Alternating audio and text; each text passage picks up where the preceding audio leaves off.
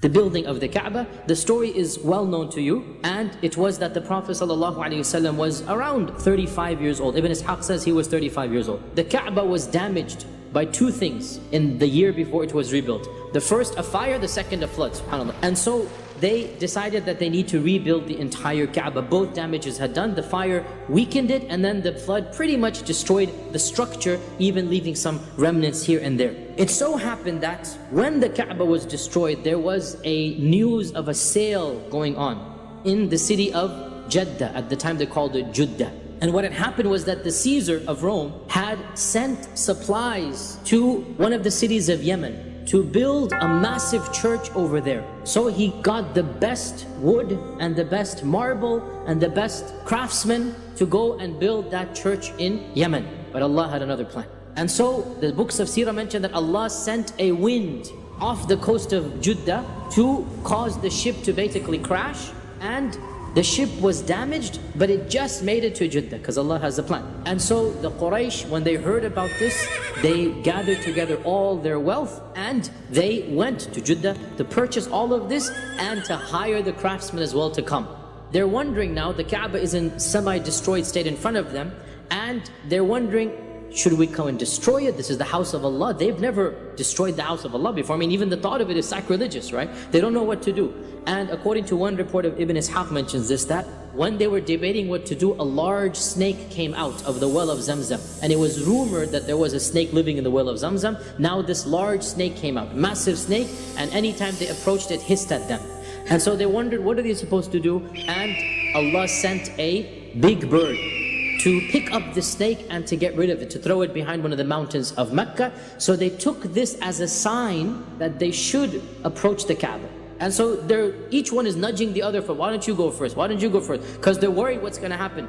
Until finally Al-Walid ibn al-Mughira finally said, Khalas, I'm going to do it. Hand me the axe. So he took the axe and he marched towards the Kaabah and he started breaking down one of the walls of the Kaabah. Nobody lifted a finger to help. Then the rumor spread. Why don't we use Al-Walid as the litmus test? If he survives the night, we'll join him the next day. Then the next morning, he woke up fine and healthy, everything's fine. So they said, okay, alhamdulillah. And so Al-Walid put one wall down. And so the next day, alhamdulillah, the entire Quraysh decided now we all have to tear the Kaabah down and then rebuild it. And what they did was, they divided all of the tribes into 4 groups based on their lineage. The closest tribes together, you get this wall. Another close group, you get this wall. So the Banu Abd Manaf is given the most prestigious, and that's the side of the wall. Why? Because they are the most prestigious. They knew it. Abdul Muttalib was from them, and Abdul Muttalib was who he was. So they get the most prestigious. The second most prestigious, the Banu Makhzum. Abu Jahl is from this tribe, right? The Banu Makhzum, they get the wall that is the Rukn Yamani to the black stone, the last fourth of the Kaabah. So they get the second most prestigious wall. And then there are other tribes, we don't have to mention their names, they get the other 2 walls. Now, you all know what happened. The Banu Abd Manaf and the Banu Makhzum are raising the corner that has the black stone, right? The black stone doesn't belong to either wall, it belongs to both. And so when they get to that area, trouble brews. Why? Because the Banu Makhzum and the Banu Abd Manaf are rivals. They remained rivals. So both of them said, put their foots down. They said, the black stone is my side. No, it's my side. And then the other tribes also put and said, why should you get the privilege? This is a special stone. Now the Arabs knew that the black stone was a special stone, even in the days pre-Islam. So can you imagine, for 5 days, heated arguments, they almost came to blows.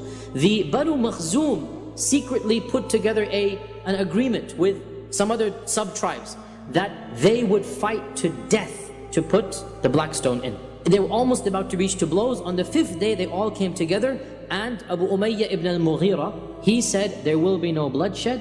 We're not going to fight over this. Let us just give it over to the first person who enters from the door. There was one major door, the one major area we can say. They didn't have a physical door. One area that you would come in when you would do tawaf. Whoever enters the first, he will be his decision. Now, what this basically meant for them was, it's the luck of the draw, it's lottery system. Whoever walked in, who would he vote for his own tribe? Because nobody would ever choose somebody else's tribe. It's just humanly impossible for them to think like that. So what they did was, they then said, whoever walks in, and you all know the story that our Prophet ﷺ walked in, and what is amazing, as Ibn Ishaq and others mentioned, all the tribes became happy. Because otherwise it would not have been possible for all the tribes to be happy. Only the tribe that that person belonged to would have been happy. But when they saw the Prophet ﷺ, they all became happy because every tribe thought, the Prophet ﷺ likes me so much, he's actually going to choose my tribe.